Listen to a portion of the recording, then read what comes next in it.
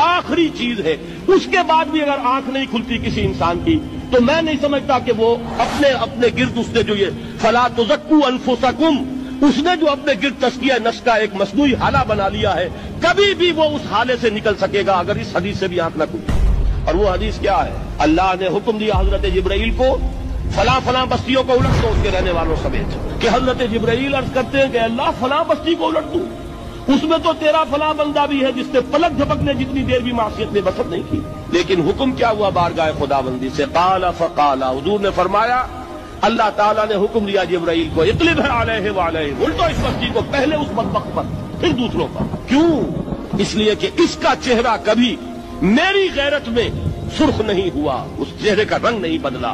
بے غیرت انسان، بدیاں پھیلتی رہیں، میرے دین کو روندا جاتا رہا، میری شریعت کی دھجیاں بگڑتی رہیں، یہ میدان میں نہیں آیا، اس کا خون نہیں کھولا کبھی۔